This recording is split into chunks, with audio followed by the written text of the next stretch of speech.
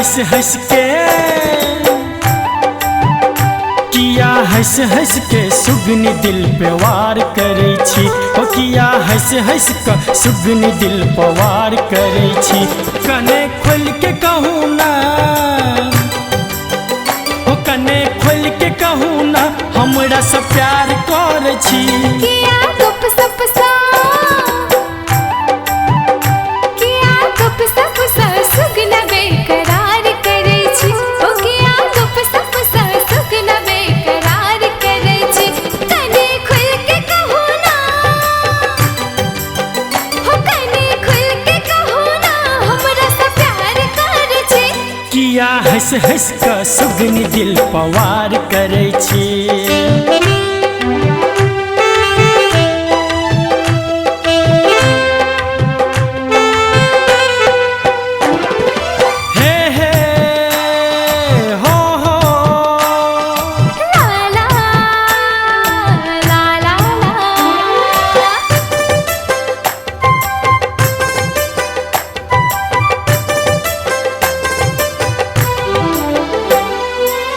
हाथ में मेहंदी माथ पर कुमकुम, बोली में सरगम पायल बजे छम छम।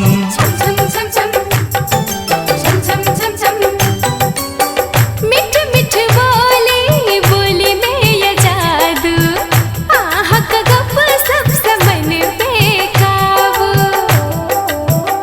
कने दिल से कहूँ ना,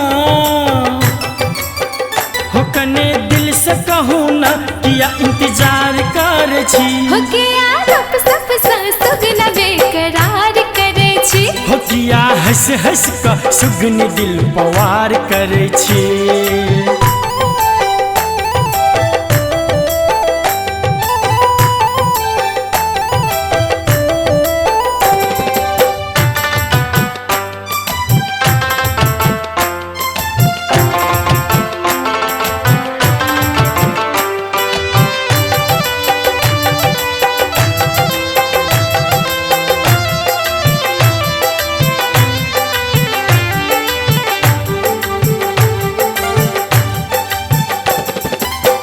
जहिया सा हम देखलो अहाँ के, दिल बेचैनिया कहब गुना के।